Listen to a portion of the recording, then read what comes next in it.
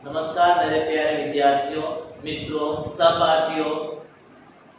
आपका अपना YouTube channel MSD academic में आप सभी का वेलकम, स्वागत है।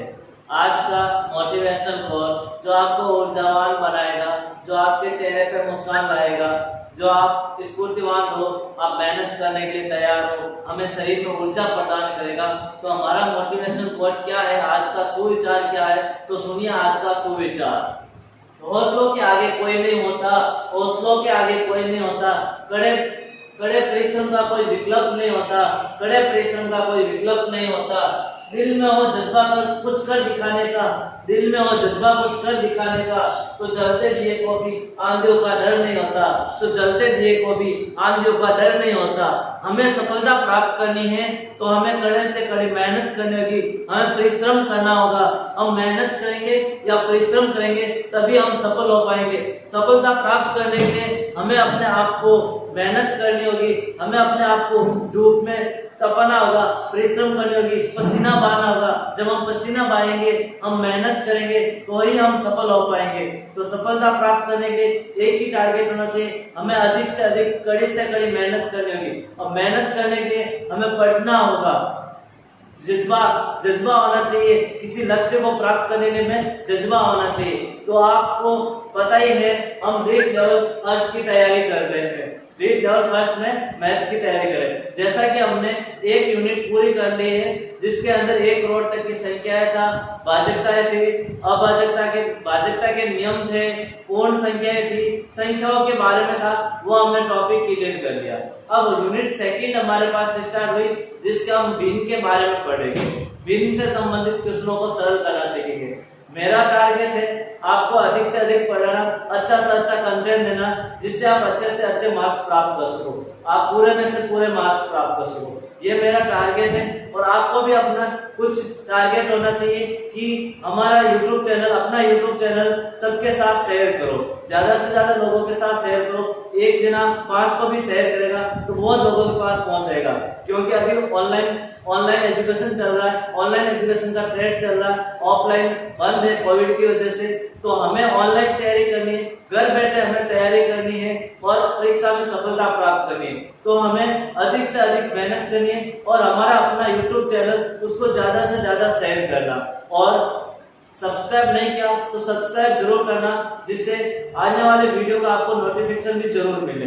तो ज्यादा से ज्यादा शेयर करें, ज्यादा से ज्यादा विद्यार्थियों को जोड़ें और हमारे पढ़े हुए विद्यार्थी सक्सेस जो अच्छे मेहनत करें, अपने माँ बाप का सपना पूरा करें। तो ज्यादा से ज्यादा लोगों तक, विद्यार्थियों तक अपने YouTube चैनल को शेयर जरूर करें। प्रिय विद्यार्थियों, हमारा आज का टॉपिक है भिन्न को सरलतम रूप में बदलना।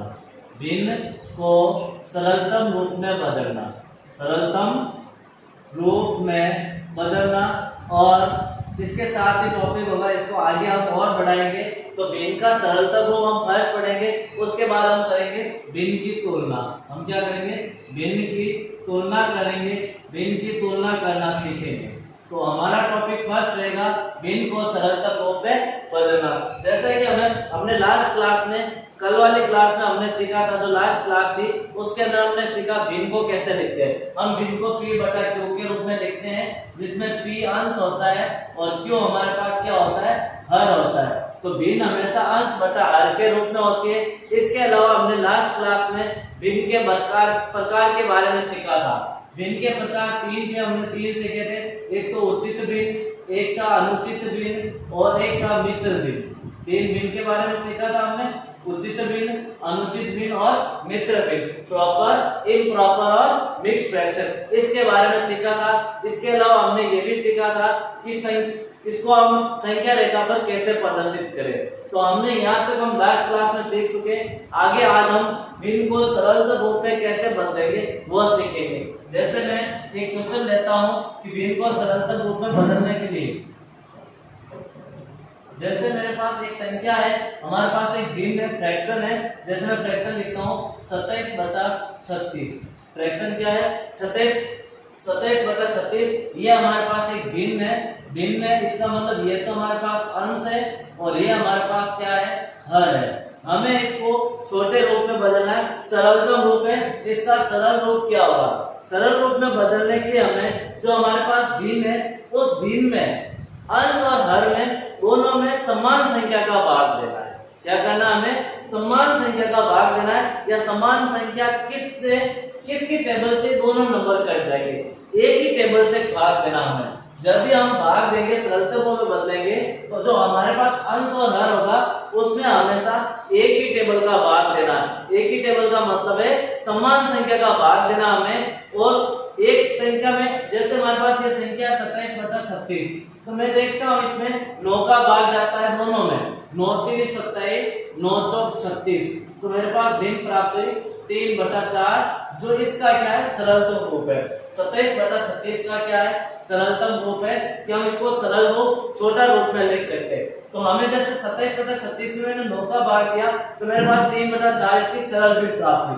मैं 27/36 में और अलग तरीके से भी सरलतम रूप में बदल सकता हूँ। जैसे मैं इसमें 3 का भाग दिया, दोनों में 3 का भाग दे रहा हूँ, हमें दोनों में अंश और हर दोनों में समान संख्या का भाग देना, अलग अलग संख्या का भाग नहीं देना। ऐसे नहीं इसमें 3 का दिया इसमें 9 का दिया तो गलत होगा, हमें दोनों में समान संख्या का भाग देना है। तो यहाँ मैं 27 में 3 का भाग देता हूँ 9 बार, 36 में 3 का भाग देता हूँ 12 बार, भिन्न प्राप्त हुई 9/12। मैं देखता हूँ अभी भी इसमें किसी समान संख्या का भाग जाता है, इसे हम और सरल रूप में बदल सकते हैं। तो मैं यहाँ 3 का भाग देता हूँ 3 बार, 3 का भाग 4 बार, तो मेरे पास सरलतम रूप कितना गया? 3/4। तो भिन्न को सरलतम रूप में बदलने के हमें छोटी से छोटी संख्या ज्ञात करनी है, प्राइम नंबर ज्ञात करने। प्राइम नंबर हमें ज्ञात करना है कि दोनों का मसफल 1 होना चाहिए। दोनों का मसफल कितना होना चाहिए? 1 होना चाहिए। ऐसी संख्या लेनी है जो हमारे पास अंश और हर आता है, दोनों संख्या ऐसी होनी चाहिए कि दोनों का एचसीएफ क्या होना चाहिए? 1 होना चाहिए। एचसीएफ का अर्थ है मसफल 1 होना चाहिए। क्या इसमें दोनों में किसी संख्या का भाग नहीं जाता है। जैसे मैं एक लिखता हूँ संख्या 33/66, तो मैं यहाँ देखता हूँ इसको सरलतम रूप में बदलना है। क्या करना है? सरलतम रूप में बदलना है। और सरलतम रूप में बदलने के लिए हमें क्या करना होगा कि मैं 33/36 में 66 में किसका भाग दूं? दोनों में समान संख्या का भाग देना है। तो मैं यहाँ देखता हूँ इसमें 3 का भाग जाता है 11 बार और इसमें 3 का भाग जाता है 22 बार। 3 का भाग 11 बार जाता है, 3 एकम 3, 3 एकम 3, 3 दूनी 6 और 3 दूनी 6। अब मैं देखता हूँ इसमें 11 का भाग 1 बार और इसमें 11 का भाग 2 बार, तो हमारे पास सरलतम रूप क्या प्राप्त हुआ? भिन्न का 1/2। तो हमारे पास जो 33/66 है उसका सरलतम रूप क्या प्राप्त होगा? 1/2। हमें इसका सरलतम रूप प्राप्त होगा। तो भिन्न का सरलतम रूप प्राप्त करने के लिए हमें किसी भी टेबल का भाग दे तो हमें अंश और हर में दोनों में समान संख्या का भाग देना है। जैसे मैं एक और संख्या लेता हूँ यहाँ पर कि मैंने लिखा 12/24। इसका सरलतम रूप क्या होगा? इसका सरलतम रूप तो देखते हैं हम इस दोनों में 2 का भाग जाता है। 2 और 6 112, 2 की टेबल 6 बार बोलते हैं 12 आता है, और 2 की टेबल 12 बार बोलते हैं तो 24 आता है। दोनों को मैंने 2 की टेबल से कट किया। यहाँ 6 है, इसको मैंने 2 की टेबल से 2 किया 6 और 6 दूनी 12, 2 की टेबल से कट किया। अब देखो दोनों को मैं 3 की टेबल से 3 एकम 3, 3 दूनी 6, तो मेरे पास इसका सरलतम रूप क्या आ गया? 1/2 इसका सरलतम रूप होगा। तो हमें सरलतम रूप में बदलने के लिए दोनों को समान संख्या के भाग देना है। जैसे मैं यहाँ एक और संख्या लेता हूँ 15/25/30। 25/30 मैंने एक फ्रैक्शन ले, भिन्न ले 25/30, इसका सरलतम रूप बदलना। हमें इसमें दोनों में समान संख्या का भाग देना है। तो मैं देखता हूँ यहाँ 5 का भाग 5 बार, 5 का भाग 6 बार, तो सरलतम रूप क्या हो जाएगा? 5/6। इस भिन्न का क्या हो जाएगा? सरलतम रूप हो जाएगा। तो हमने यहाँ पर भिन्न का सरलतम रूप करना सीखा। जैसे मैं एक क्वेश्चन देता हूँ आपको सरल करना है। जैसे मैंने लिखा 8/22, इसका सरलतम रूप क्या होगा? तो जल्दी से इसको सॉल्व करो, इसका सरलतम रूप क्या आएगा? तो हम इसको सॉल्व करते हैं तो देखो क्या आता है। 8 में 2 का भाग 4 बार और 22 में 2 का भाग 11 बार, हमारे पास सरलतम रूप आया 4/11। तो हमें सरलतम रूप किया तो कितना आया? 4/11। हमें अब इतनी मेहनत करनी है, इतना परिश्रम करना है कि हम क्वेश्चन को देख के उसको सरल कर सके। ये कब होगा? हम बार बार क्वेश्चनों की प्रैक्टिस करेंगे। मैथ का एक ही रूल होता है, जितनी हम अपनी प्रैक्टिस करेंगे उतने ही हम उसको अच्छे से सॉल्व कर सकेंगे। हम जितनी हम मेहनत करेंगे, हम सॉल्व करेंगे क्वेश्चनों को, उतने ही हमें क्वेश्चन इजी लगेंगे। तो मैं आपको यही टारगेट है कि मैं 0 लेवल से आपको मैथ करूंगा। तो मैं छोटी से छोटी संख्या से आपको समझा रहा हूँ, आपको उससे और अधिक से अधिक प्रैक्टिस करनी है। हमें इससे और ज्यादा से ज्यादा क्वेश्चनों को सॉल्व करना। यदि आपको कहीं पर भी डाउट होता है तो हमारा टेलीग्राम ग्रुप है MSB एकेडमी मैथ नाम का, वहां पर आप क्वेश्चनों को भेज सकते हो। तो मैं आप क्वेश्चनों को सॉल्व करके मैं दूंगा आपको। आप कहीं भी प्रॉब्लम है तो मेरे से शेयर कीजिए, मैं आपको सॉल्व करके दूंगा। और आपको एक काम करना है कि इस चैनल को ज्यादा से ज्यादा शेयर करना है, आगे से आगे शेयर करना है MSB एकेडमी चैनल को। तो हम देखते हैं एक और क्वेश्चन। यहाँ पर मैं क्वेश्चन लेता हूँ, जैसे मैंने लिखा 90/120। कितना लिखा मैंने? 90/120। इसका सरलतम रूप क्या होगा? तो मैं यहाँ देखता हूँ 0 से 0 कट होता है, तो मैंने 0 से 0 काट दिया। यहाँ देखो दोस्तों, ध्यान रखना, यदि मैं लिखता हूँ 908 और यहाँ लिखता हूँ 110, तो यहाँ 0 से 0 मत काटना। 0 से 0 कब कटेगा? जब लास्ट में आएगा। यदि यहाँ 0 से 0 काट दिया तो गलत होगा, क्योंकि ये 0 बीच में है, बीच वाला 0 नहीं कटता है, हमें लास्ट वाले 0 से 0 काटना है। तो मेरे पास 9/12 प्राप्त हुआ। अब मैं देखता हूँ इसके अंदर हम देखेंगे तो 3 का भाग 3 3 9, 3 चौक 12, हमारे पास भिन्न प्राप्त हुए 3/4। अब हम देखते हैं, अब इसमें किसी का भी भाग नहीं जाता है। जाता है क्या? दोनों का मसफा 1 आता है, किसी का भी भाग नहीं जाता। HCF या जिसे हम मसफा कहते हैं वो कितना आ रहा है? 1 आ रहा है। अब इसमें किसी का भाग नहीं जा रहा है, तो हमारे पास भिन्न कितनी प्राप्त हो जाएगी? तो 90/120 का सरलतम रूप कितना प्राप्त होगा? 3/4। नेक्स्ट टॉपिक हमारे पास तुल्य भिन्न। तुल्य भिन्न कि हमने अभी सीखा भिन्न को सरलतम रूप में बदलना। अब हम सीखेंगे तुल्य भिन्न। तुल्य का अर्थ है तुलना करना। तुल्य का अर्थ क्या है? तुलना करना। तो हमें दो भिन्न की क्या करनी होगी? तुलना करनी होगी। तुल्य भिन्न कैसे होगी? जैसे मैं यहाँ लिखता हूँ 1/2, दूसरी भिन्न लिखता हूँ मैं 2/4। तो दोनों का मान समान होना चाहिए। तुल्य भिन्न का अर्थ क्या होता है? दो भिन्नों का मान समान होना चाहिए। दो भिन्न का मान बराबर होना चाहिए। भिन्न का मान बराबर होना चाहिए। दो भिन्न दे रखी होगी, उन दो भिन्नों का मान क्या होना चाहिए? बराबर होना चाहिए। जैसे मैंने यहाँ दो भिन्न ली, एक तो भिन्न 1/2, दूसरी भिन्न 2/4। तो मैं इसको सरलतम रूप में बदलता हूँ 2/4 को। तो 2 का भाग 1 बार, 2 का भाग 2 बार, तो हमारे पास इसका मान कितना प्राप्त हुआ? 1/2। जैसे मैं यहाँ लिखता हूँ 3/6, तो देखो इसमें 3 का भाग 1 बार, 3 का भाग 2 बार, इसका मान भी कितना है? 1/2 है। जैसे मैंने लिखा 4/8, तो देखो इसमें 4 का भाग 1 बार, 4 का भाग 2 बार, तो इसका मान भी कितना है? 1/2। तो तुल्य भिन्न का अर्थ होता है दो भिन्नों की तुलना करना जिसका मान बराबर आना चाहिए। तो हमने यहाँ दो भिन्न जैसे 1/2, 2/4, 3/6, 4/8, ये सारी भिन्न, ये जो भी 4 भिन्न है ये तुल्य भिन्न है, क्योंकि इन भिन्न का मान क्या है? बराबर। इसका भी मान 1/2, इसका भी मान 1/2, इसका मान 1/2 और इसका मान भी 1/2। जैसे मैं यहाँ लिखता हूँ 3/9, कितना लिखा?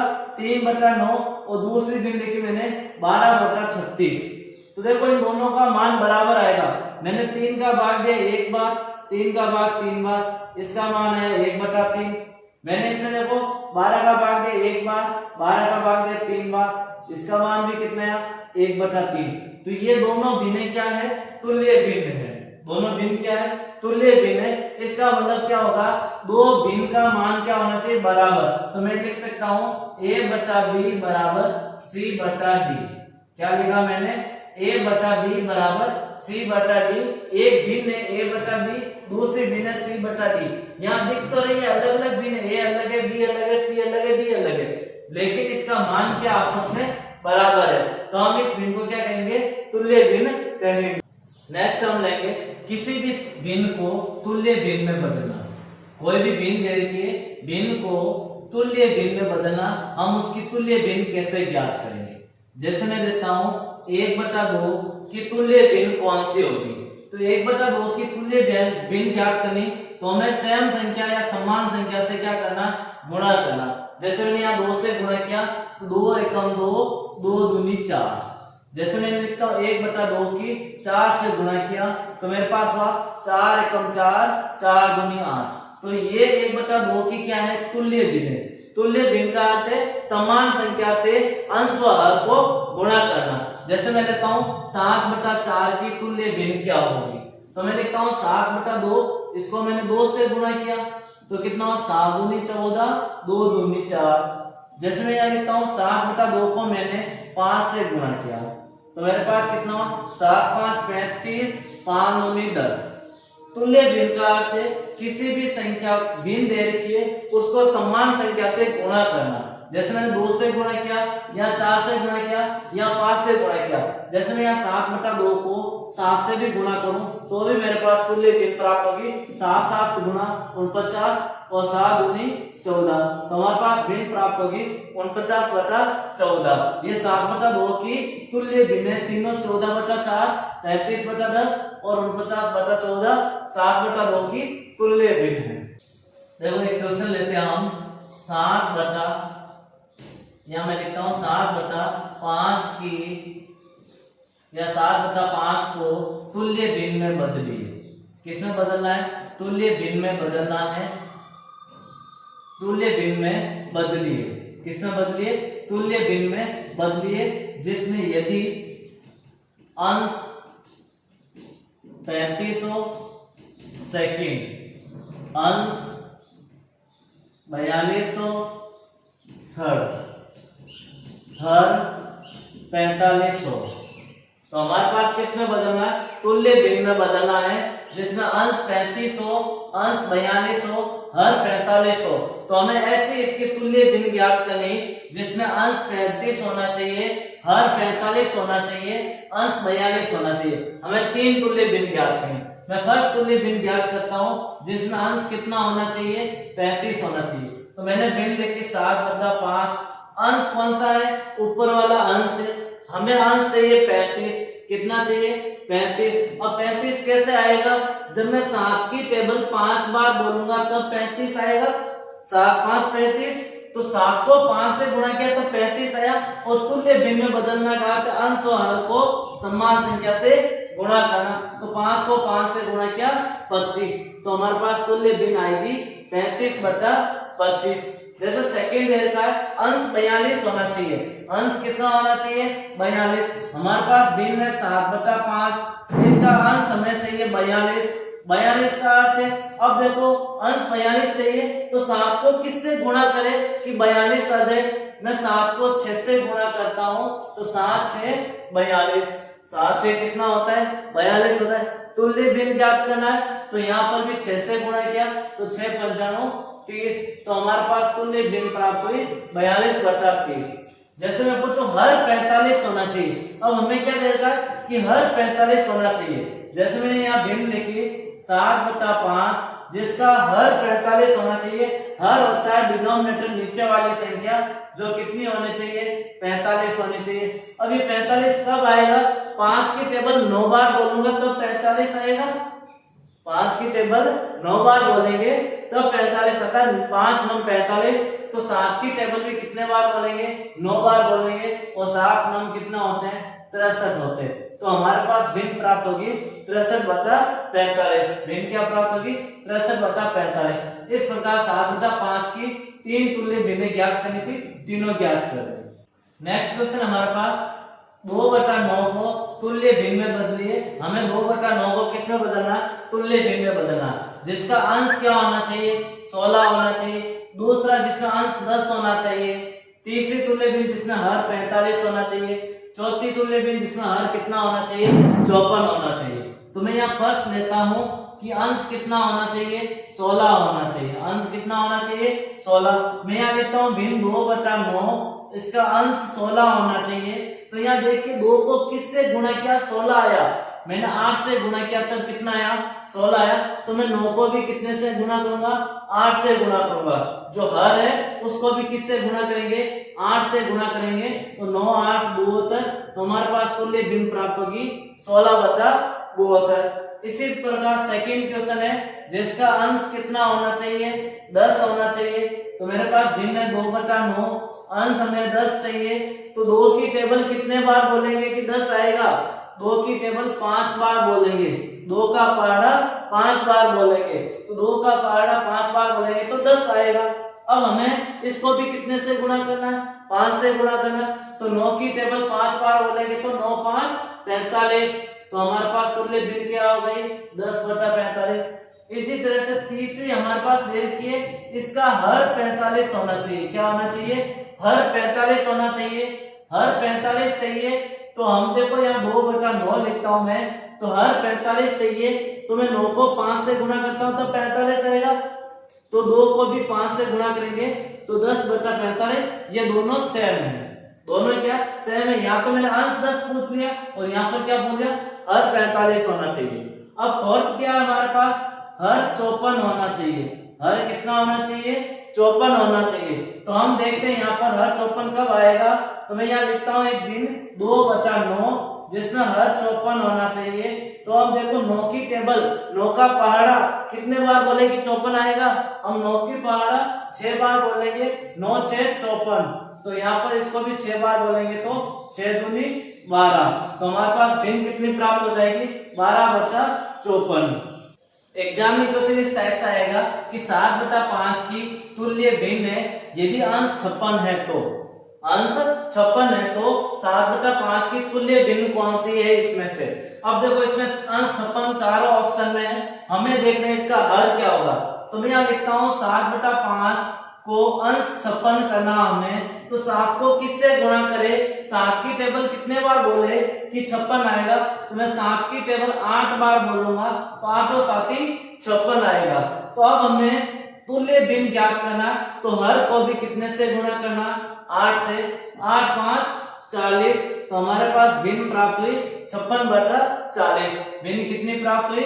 56/40। तो ऑप्शन कौन सा हो जाएगा? 2 नंबर ऑप्शन क्या है? 56/40। अब ये तो हो गई तुल्य भिन्न। नेक्स्ट हम लेते हैं समान भिन्न। समान भिन्न का अर्थ होता है समान भिन्न, जिसे हम कह सकते हैं लाइक फ्रैक्शन। क्या कह सकते हैं इंग्लिश में? Like fraction. अब लाइक फ्रैक्शन या समान भिन्न कौन सी होगी? वह भिन्न, सभी भिन्न या वह भिन्न जितने भी भिन्न दे रखे उन सभी भिन्न का हर समान होना चाहिए। हर क्या होना चाहिए? समान होना चाहिए। हर कैसा होना चाहिए? समान होना चाहिए। जैसे भिन्न p/q लिखते हैं तो इसमें p अंश है और q क्या है? हर है। तो जितनी भी हमें भिन्न दे रखी होगी उन सभी भिन्नों का हर वो क्या होना चाहिए? समान होना चाहिए। हर कैसा होना चाहिए? समान होना चाहिए। जैसे मैं एग्जांपल लेता हूं, यहाँ पर मैंने लिखा 5/7, 6/7, 27/7, 28/7, 34/7, 45/7, 28/7। तो इन सभी भिन्नों का देखिए जो हमारे पास हर है वो सबका क्या है? 7 है। तो वे भिन्न या सभी भिन्नों का हर क्या होना चाहिए? समान होना चाहिए। उसे हम समान भिन्न या लाइक फ्रैक्शन कहते हैं। उसके बाद आता है सेकंड असमान भिन्न। क्या आता है? असमान भिन्न या हम कह सकते हैं अनलाइक फ्रैक्शन। क्या कह सकते हैं? Unlike fraction. अनलाइक फ्रैक्शन या असमान भिन्न, या था समान भिन्न या असमान भिन्न। असमान भिन्न में क्या होगा कि सभी भिन्नों का हर समान नहीं होना चाहिए। सभी भिन्नों का हर समान नहीं होगा, हर असमान होगा। हर कैसा होगा? असमान होगा। असमान कैसे? जैसे मैंने यहाँ लिखा एग्जाम्पल के रूप में 1/2, 3/4, 7/8, 16/27, 9/7। तो यहाँ देखिए सब भिन्न का हर अलग अलग है। जब भिन्न का हर अलग अलग हो, असमान हो, तो उसे हम असमान भिन्न कहते हैं। देखिए यहाँ सब भिन्न का हर क्या है? असमान है, तो उसे हम क्या कहेंगे? असमान भिन्न कहेंगे। यदि सभी भिन्नों का हर समान है तो उसे हम क्या कहेंगे? समान भिन्न। नेक्स्ट है हमारे पास असमान भिन्न को समान भिन्न में बदलना। असमान भिन्न समान भिन्न में बदलना। जैसे अब हमारे पास क्या आएगा कि असमान भिन्न आएगी, उसको हमें किस में बदलना है, समान भिन्न में बदलना है। अब कैसे, जैसे मैं एक एग्जांपल लेके सॉल्व करते हैं। मैं एग्जांपल लेता हूँ 5/4, 7/2 और 8/9। अब हमारे पास एक भिन्न, हमारे पास 3 भिन्न है। इसमें देखिए तीनों में जो हमारे पास क्या है, हर, तीनों का हर क्या है, अलग अलग है। तो हम इसे कहेंगे असमान भिन्न, और असमान भिन्न को समान भिन्न में बदलना है, अर्थात तीनों का हर क्या होना चाहिए, 1 होना चाहिए। हम इसको 2 तरीके से बदल सकते हैं। कितने तरीके से बदल सकते हैं, 2 तरीके से। मैं फर्स्ट तरीका जो सबसे इजी है, सब में कर सकते हैं, उसमें टाइम भी कम लगेगा, टाइम की भी बचत होगी। तो हम फर्स्ट तरीका करेंगे एलसीएम विधि से, जिसे हम कहते हैं लघुत्तम विधि से। लघुत्तम समापवर्तक या लसप ज्ञात करके कर सकते हैं। कैसे ज्ञात कर सकते हैं, लसप या लघुत्तम समापवर्तक ज्ञात करके हम क्या कर सकते हैं, इसका एलसीएम लेके समान भिन्न में बदल सकते हैं। जैसे मेरे पास आया 4, 2, 9, इसका एलसीएम लूंगा तो मैं 2 का भाग दिया सबसे छोटी, 4 में 2 बार, 2 में 1 बार, 9 में 9 बार, 2 का भाग 1 बार, 1 बार और 9, फिर 9 का भाग 1 आ जाएगा। तो हमारे पास एलसीएम क्या है, 9 दूनी 18, 18 दूना 36। तो एलसीएम कितना आ गया हमारे पास, 36। एलसीएम कितना है, 36। 9 दूनी 18, 18 दूना 36। एलसीएम हमारे पास कितना है, 36 है। तो अब देखो हमारे पास जो भिन्न दे रखी है, उन सब भिन्न का हर कितना होना चाहिए, 36 होना चाहिए। 3 भिन्न है, तीनों भिन्न का हर क्या होना चाहिए, 36 होना चाहिए। अब 4 को मैं किससे गुणा करूं, 36 आ जाएगा। कि मैं 4 को 9 से गुणा करूं, 36 आ जाएगा। इसी 9 से गुणा किया तो अंश को भी 9 से गुणा करना, 9 5 45 सेकंड। 7/2 है, हमें हर कितना चाहिए, 36 चाहिए। तो मैं 2 को किससे गुणा करूं, 36 आ जाएगा। 2 को मैं 18 से गुणा करता हूं तो 18 गुना कितना हो जाता है, 36 हो जाता है। इसी प्रकार 7 को भी कितने से गुणा करना है, 18 से गुणा करना है। 7 को भी किससे गुणा करना है, 18 से गुणा करना है। तो कितना आ जाएगा हमारे पास, 126। कितना आ जाएगा, 126। तो हमारे पास ये हो गया, इसका 36 आ गया, इसका भी हर। अब तीसरी भिन्न 8/9, इसका भी हमें क्या चाहिए, जो हर है वो कितना चाहिए, 36 चाहिए। हर हमें तीनों का क्या चाहिए, 36 चाहिए। तो हमें 9 को किससे गुणा करो, हर 36 आ जाएगा। 9 चौक 36, 4 से गुणा किया, या 9 की टेबल 4 बार बोली, 9 का पारा 4 बार बोला, 36 आ गया। तो हमें अंश को भी 4 से गुणा करना, 8 चौक 32। तो हमारे पास भिन्न क्या प्राप्त हो गई, 32/36। तो हमारे पास तीनों भिन्न है, 45/36, दूसरी भिन्न है 126/36 और तीसरी भिन्न है 32/36। तो तीनों भिन्न का देखिए हर 36 आ रहा है। तो ये तीनों भिन्न कैसी हो गए, अब समान भिन्न हो गए। तो असमान भिन्न को समान भिन्न में बदलने के लिए हमें एलसीएम लेना होगा, लसप ज्ञात करना होगा, और फिर हमें इस प्रकार उसकी तुल्य भिन्न ज्ञात कर लेंगे। ये तो हो गया फर्स्ट विधि। सेकंड क्या होता है, हमें दो भिन्न की तुलना करनी होगी। कितने भिन्न की तुलना करनी होगी, दो भिन्न की तुलना करके करना होगा। जैसे 5/4 और 7/2 मैं 2 भिन्न लेता हूँ। यहाँ पर ये 3 भिन्न है तो इजी हो जाएगा, 4 भिन्न हो गए तो उसमें टाइम बहुत ज्यादा लगेगा। इसलिए सेकंड वाली विधि मैंने आपको बाद में बताई कि ये भी हम कर सकते हैं, इस तरह से भी बदल सकते हैं। केवल ये ध्यान में होना चाहिए, नॉलेज में होना चाहिए, हमें सारी चीज नॉलेज में होनी चाहिए। तो यहाँ 5/4 और यहाँ पर 7/2। यहाँ भिन्न में हर कितना है, 2 है, यहाँ 4 है। समान भिन्न के लिए हर बराबर होना चाहिए, इसका भी हर हमें 4 करना है। तो मैं 2 से गुणा करूं तो हर कितना आ जाएगा, 4 आ जाएगा। तो अंश को भी कितने से गुणा करेंगे, 2 से, 7 दूनी 14। अब देखो दोनों का हर तो क्या गया, बराबर आ गया। अब तीसरी भिन्न का हर कितना है, तीसरी भिन्न का हर है हमारे पास 9। अब दोनों भिन्नों का हर क्या होना चाहिए, बराबर होना चाहिए। यदि मैं इसको 4 से गुणा करूं, कितने से गुणा करूं, 4 से गुणा करूं तो कितना आ जाएगा, 9 चौक 36 और 8 को भी 4 से गुणा किया 32। यहाँ 36 हर प्राप्त हुआ, यहाँ भी हर 36 ज्ञात करना। तो 4 को किससे गुणा करें, 9 से, 9 चौक 36 और 9 को इससे भी गुणा किया तो 9 5 45 और इसी तरह 14/4 को भी 9 से गुणा करना होगा, तब हमारे पास 36 और 14 नंबर कितना हो जाएगा 126। तो हम कह सकते हैं 126/36। इस तरह से हमें इन तीनों भिन्नों को बदलना होगा। इसमें थोड़ा टाइम ज्यादा लगेगा, हमें एग्जाम में टाइम को बचाना है, तो हमें इस तरीके से करना है। आप दोनों में से किसी से भी कर सकते हो। नेक्स्ट एक क्वेश्चन हमारे पास है 3/5, 1/3, 7/15, 11/30। ये हमारे पास 4 भिन्न दे रखी है और चारों भिन्न का हर हमारे पास क्या है, अलग अलग है। यहाँ 15 है, यहाँ 30 है, 3 है और 5 है। हर सबका क्या है, अलग अलग है। हर क्या है, सबका अलग है, तो हम कहेंगे असमान भिन्न है और असमान भिन्न को हमें समान भिन्न में बदलना है। तो हम इसका क्या करते हैं, जो हर देर का हमारे पास हर क्या है 5, 3, 15 और 30, इन सब हर का हम लेंगे एलसीएम लसअ।